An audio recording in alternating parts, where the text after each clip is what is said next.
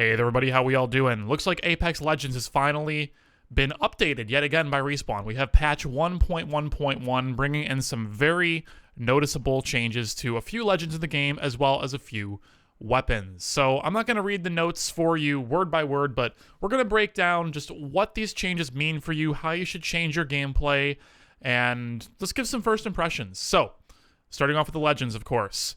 Caustic and Gibraltar have received a new passive on top of their current existing passive, where they now take 10% less damage from all sources.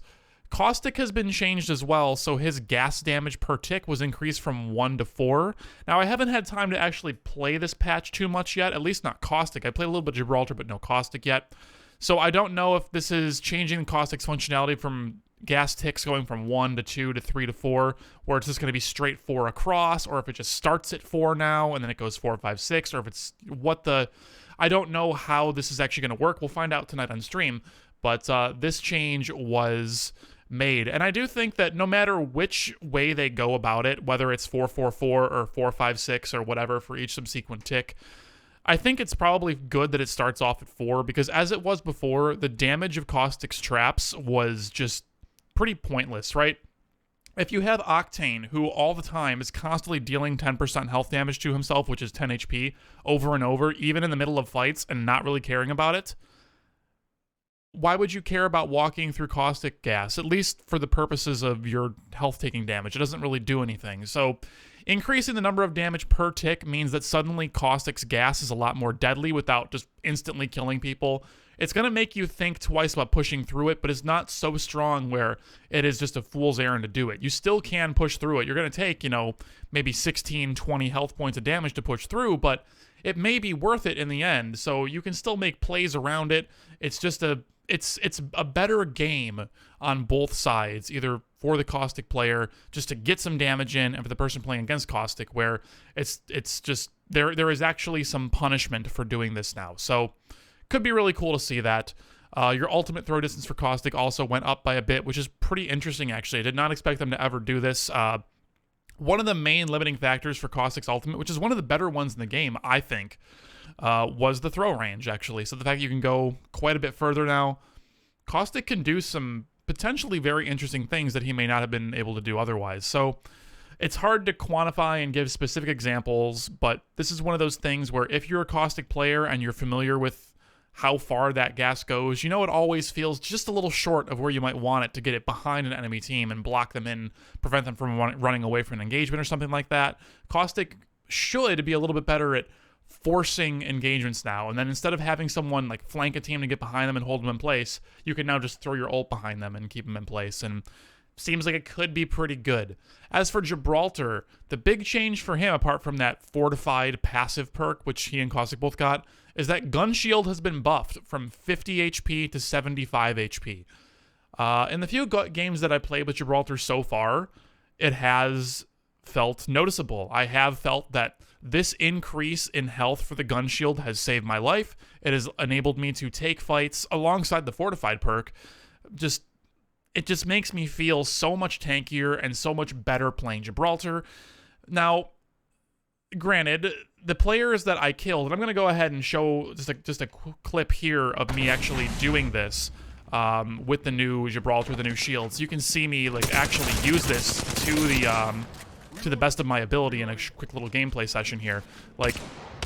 You'll notice in a few times that my shield still goes down, but it's just the overall HP that I'm left with in a lot of these situations is still just so good that it feels like there is a legitimate difference being made by this change. And I'll fast forward a little bit here just to get to a second clip, and so we don't linger on this for too long. There is a second fight that I end up getting myself into. So we ended up killing, I think I did kill a third person by myself at some other point that I skipped. Whatever, it doesn't matter, who cares.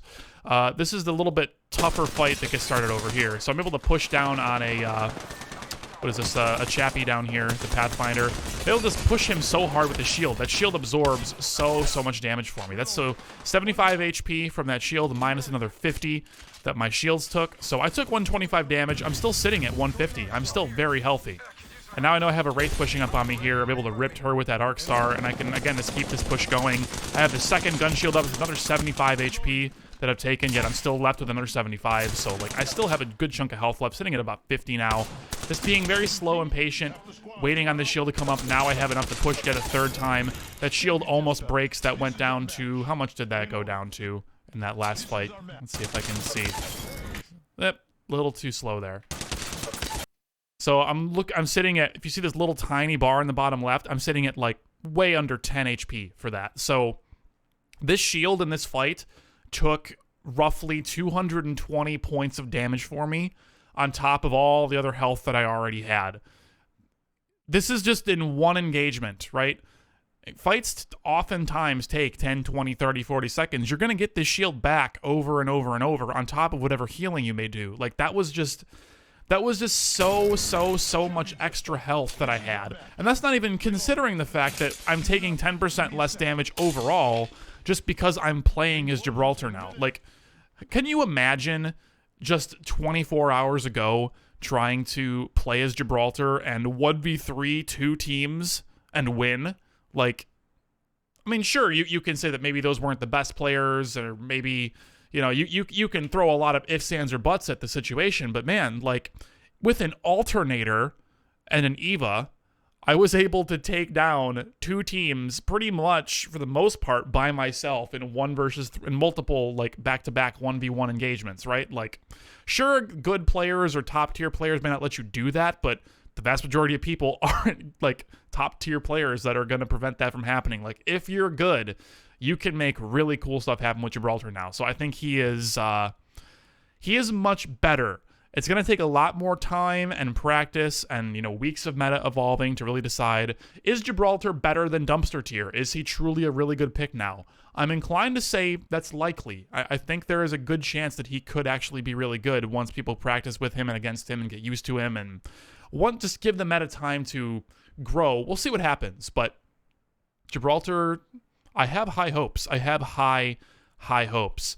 Now, as for the rest of the stuff going on here with all the weapon changes, again, I'm not going to read through Respawn's spiel. We're just going to take our own takeaways from what we see here. So all the snipers had a leg shot damage reduction. So basically, you're going to deal more damage to legs with snipers now, which makes sense to me. That's fine to me. So the Scout, Triple Take, DMR, their normal body shot damage is only being reduced by 10% for leg shots. I very much so, by the way, I'm sure that someone from Respawn is watching. I really don't like how you guys are displaying these changes to us. Don't get me wrong, I'm very happy that you're making these changes and you're making these good patch notes, but telling people that the damage reduction went from 25% to 10% just seems like a weird double negative to me because you're reducing the reduction. Like, just tell us what the actual damage numbers are. That's all people care about, are the actual damage numbers. I know that when you make updates to the game, you're oftentimes doing them in percentage fashions. I don't actually know that. I assume that you're making changes in percentage fashions, which is why you're telling us them in percentage fashions. But please, like, just report the actual damage numbers. I mean, I guess you could have the argument that now that some heavy legends take 10% less, that things get muddled, but, like, just give base damage values. Be like, hey, the G7 Scout deals 30 to the body, and it's gonna, instead of dealing, what was it, like 22 to the leg, now it deals 27 to the leg. Just say that. Like, just say that. That's the numbers that people actually see in the game. People don't see percentage values in game. They see damage numbers in game. So these should be really written in that way, I think. But yeah, Triple Take, G7, DMR, all dealing 10% less than base damage to the leg now. Reduced base weapon sway and sway speed, so that way your snipers are more stable across the board, even without a sniper stock attachment, because that is what a stock would do. So that's fine. The DMR in particular got a couple of extra buffs, and I'm not going to go so far as to say I disagree with the changes. I simply don't understand them. I don't think that any of these changes needed to happen. I think the DMR was absolutely just fine the way that it was, at least on PC, but maybe it's lacking on console or specifically on controllers, and it needed just a little bit of an up to be more useful. So who knows? But either way, Longbow DMR, fire rate increased from 1.2 to 1.6. Again, this is another fake made-up number that doesn't really mean anything to anyone whatsoever. So rate of fire, I haven't gone ahead and actually done like a rate of fire calculation for you guys to see. Let me see if I'm just going to pull this up while I'm even doing this video. I'm going to see if one of the like weapon stats pages that I follow has actually just updated the rate of fire for us, because that would be super duper helpful if they have. Let's see. No. Okay. So a rate of fire of 1.2 is equivalent to 72 RPM. So I'm not going to do math on air and solve for X to see what 1.6 is going to be. Is there a gun that is close to 1.6 that I can just like estimate with? So Wingman is at 2.6 for 156 rounds per minute. 1.2 is 72. So I don't know. You can guesstimate somewhere around 90 or so RPM, I guess, is where you're going to be sitting. So you can think of that as like 1.5 shots per second, roughly speaking. So that's pretty decent buff, actually. That'll make the DMR feel a lot different as a weapon overall. Increase the magazine size at base from 5 to 6, and then heavy mags of each rarity are going to give you more mags, or more rounds in mag, all the way up to the purple mag giving 12, which seems, I mean, it's not going to make the gun overpowered or anything. It's just kind of excessive. I just don't understand why it happened. I mean, not complaining, just I don't understand this whole DMR section. I don't know. I don't know. I don't know why this happened. But hey, whatever. Snipers are better now. They're trying to promote some more sniper play, trying to discourage the WM1 meta. Also, by buffing Gibraltar and Caustic. Again, just trying to put whatever wrench in that WM1 meta they can. So, fine. We'll give it a shot. Same thing here with the Havoc. The select fire, charged beam, single fire, select fire, whatever you want to call it version, got a whole heck of a lot better. So your base magazine size for every Havoc, even if you don't use select fire, it went from 25 to 32. So you're going to have more rounds in mag than even a purple mag carbine without, or carbine, or R301, whichever way you want to say it. You can look that up on Google. I went on a big tirade about that recently, but let's not go there now. The Havoc is going to have more rounds per mag at base than the R301. So that is really, really cool to see. The Havoc really needed something to make it even remotely comparable or competitive to the carbine, because it's just so... The hipfire is just bad. You have to ADS it, and you have to wait for that wind-up period unless you find a legendary rarity attachment. And it's like, I don't know. The Havoc was just not useful for most people. It was a gun that you only pick up because you had to pick it up, not because you wanted to pick it up. 32 rounds in mag will not change it from a gun that you have to pick up to one that you want to. It's still going to be in the only grab if you need it category. But it certainly helps. It certainly makes you feel less bad about getting a Havoc. And now with these charge beam buffs, suddenly you feel even less bad about it, because if you happen to get that attachment, at least you have something, right? If you spawn in an area and you just get bad loot, and then you have long rotations to somewhere else safe because you're trying not to take fights because you just can't get anything good, at least you have something, It's just... It's a good change for the Havoc. That's the kind of role that the Havoc inevitably ends up filling. Is it's okay enough, it's good enough. It just kind of fills a weird role of, I need something that's better than fists, better than a Mozambique until I get better gear. These buffs are cool. Better damage performance over range with the single fire mode. So that was the big downfall before. Next to the ammo consumption, of course, was that when you start hitting people from range with these hit scan shots, at the range you want to be using the gun that way, the damage dropped off so hard that it just wasn't even worth it. You were dealing like mid-20s of damage per shot.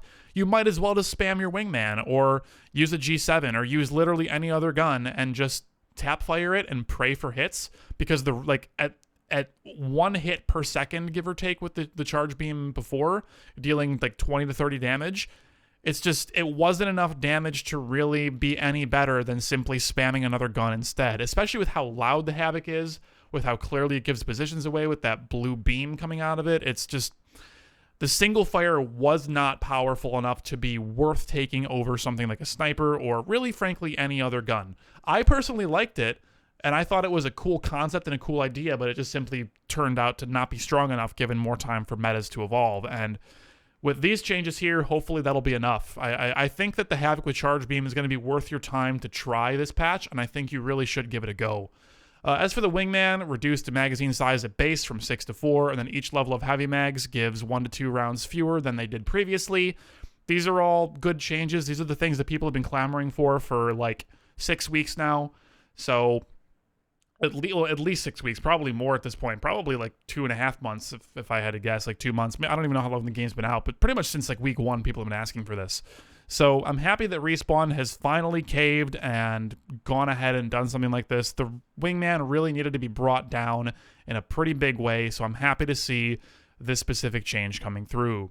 Now, the change that I'm not happy to see, but I think this is colored by my being a purely PC player, a purely keyboard and mouse player. I think that there's some controller stuff at play here, console stuff at play that actually explain this. But from my perspective, I'm a little upset about this. The Spitfire's base damage was nerfed from 20 to 18. Versus purple armor and assuming all body shots, it now takes you 12 shots to kill instead of 10. Your time to kill with the Spitfire used to be just shy of the R301s, which was very, very good. If you hit every shot, this gun will shred through people very quickly, but it was just slow enough where people can react to being hit and get away and not just instantly melt, whereas with the 301, that's kind of hit or miss, especially when headshots start getting mixed in. It was just like the gun killed so fast that people may not be able to react well enough in time to get away from it. So with the Spitfire's base damage per bullet being dropped, I can't say that I am feeling happy about really ever having a Spitfire anymore, because the reason that I took the Spitfire was because I couldn't find an R301 or I couldn't get one with good enough attachments. So I would use the Spitfire because it was close enough in doing the same job. Like, it wasn't as good at hip firing, it wasn't good at spraying people down, the time to kill wasn't as good, the recoil was worse. Everything about the Spitfire was pretty much worse than the 301, save for the magazine size, which, I mean, wasn't really a huge factor anyways. So really, the Spitfire just overall feels like a worse gun to me now than the 301, in a game that was already dominated by the 301, in a game that the 301 didn't have competition within its class, within its category, within its overall job description, which was to find an unaware target, find someone who is maybe like shooting at somebody else but not directly aiming at you, and then shredding them from 200 to 0 as fast as possible, right? That was kind of the role of rifles, because as soon as someone looks at you and starts shooting back, suddenly, if you're aiming with a rifle, aiming with an LMG, you have no AD strafe speed, you can't move, you can't evade, you start getting aim punched, and rifles kind of sucked. You needed to switch to your Wingman, or switch to an R99, or switch to the Prowler, were pretty much your main weapons. Maybe a Peacekeeper if you had that as well. Those were kind of the 4 guns to switch to once your rifle was no longer the laser that you wanted it to be. The Spitfire's job was to be a worse 301. And to simply be an alternative if you cannot find a 301, or if everyone on your team is running light and you just cannot find 1,000 light rounds and you need to have somebody running heavy, then like that is kind of when you get the Spitfire. It's just your alternative weapon. It's just a weapon that if you pick it up on spawn, you're feeling very happy because it's better than 90% of things. And I guess it still is like good in the early game and like decent enough in the mid game, but this damage reduction is going to really hurt in the late game, where a lot of the meta in pub matches on PC is to find a target, you laser them down as hard as you can. If you kill them with just your primary, fantastic, you're the best. If you don't, well, you did 120 to 150 to them, then you pull out your Wingman, you 2-tap them, you pull out your 99, you just barely even spray half a mag into them, and they're down, and like, you instantly are in a 3v2 situation. Like, this is oftentimes how fights would go in that WM1 super aggressive meta. So I am sad to see the Spitfire nerfed as hard as it was. I think that if you wanted to drop that magazine size, or make the hip fire worse, so that way it was even less competitive in that way, and you had to ADS it, and you had to use terrible irons. If you had the iron still, you had to have the terrible ADS walk speed just to make the gun like even remotely useful with aiming. You could even have made the recoil a little bit worse, but the fact that it was a damage reduction, so no matter how perfect you are, you're still going to always be worse with this gun, it just makes me sad. I don't think the Spitfire needed this damage nerf at all. I don't think this needed to happen, and I don't know, but let me know. If you're a console player, you're a controller player, I hear that the gun was oppressive on Xbox, was pretty oppressive on PS4, so if you think that was the case, if you have a different point of view, a different opinion on this, please let me know. I'm open to hear what you guys have to say. I'm not here to argue or say you're wrong. I don't know your side as well as I would like to yet. I don't have I'm not as in touch with controller players and their opinions on the game in Apex like I was for Titanfall 1 and 2. I had a pretty good feeling for the controller meta, the console feeling basically when I was in Titanfall, but in Apex I don't really have that. So let me know what you guys think if you have different opinions. But moving on, we have some changes to the gold weapons. So that would be the Havoc, the R301, and the Wingman. So the gold Havoc now spawns with turbocharger instead of select fire, which is pretty neat. I think it still would be cool if the Havoc would be able to hold both a select fire and a turbocharger. So if you get both, then you have the select fire functionality of picking between your charge shot and your full auto mode. But when you go to full auto mode, you get only the turbocharger benefit, and then when you switch to select fire mode, you don't get turbocharger anymore. It stays in your gun, so you don't gotta like do awkward inventory switching to like switch between select fire and turbocharger, which I have done before. Just eliminate that whole weird metagame. Let the Havoc have both guns. Let it be this kind of weapon where, with no attachments, it's able to do things that the 301 can't and is somewhat competitive with the 301 in very specific situations. But as you build it and as you find those weird attachments that keep piling and piling up on this thing, make it just that much better and make it something actually worth chasing and using. Because the gold Havoc right now, even if I have a gold Havoc, if I have 3 stacks of energy ammo, and then a minute later I find a 301 on the ground with no attachments and like 1 stack of ammo, I'm probably still going to take the 301.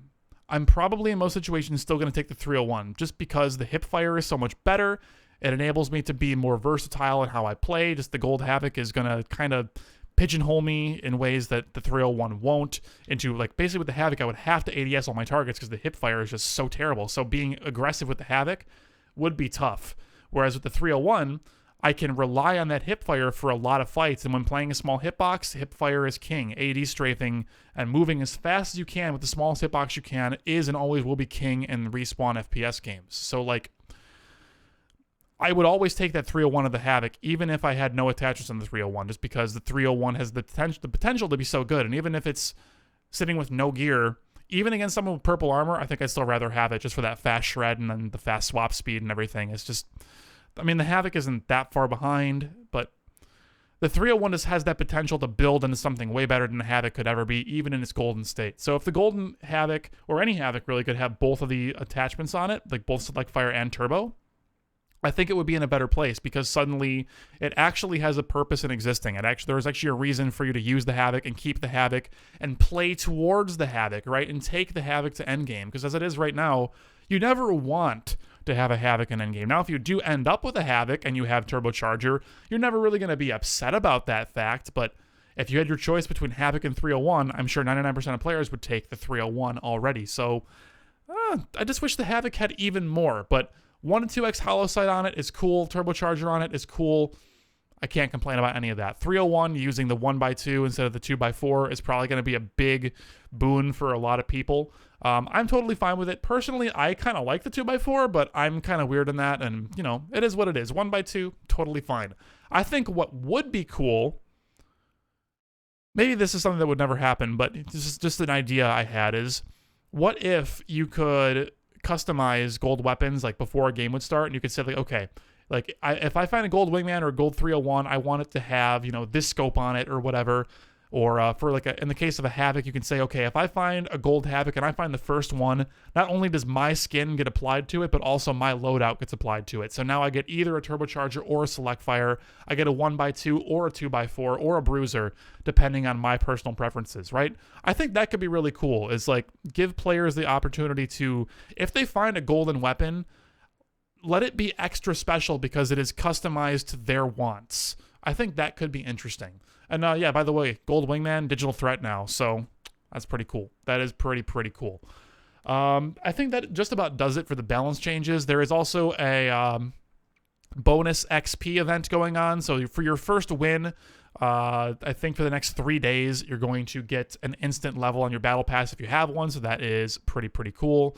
There's also a jump ship speed increase, so now the ship is just going to fly 50% faster. So if you're a person that likes to drop late and react to what other teams are doing, and then you drop in to counteract that or whatever, this will make that gameplay style just a whole lot more enjoyable for you. There's less downtime in between games. You're just going to save a few seconds. It should overall just feel better. So that is looking very cool. But anyways, everyone, that'll just about do it for today. Thank you all so much for watching. I hope that you guys are excited as I am to play the new 1.1.1 update. And I will see you guys again very soon. Take care.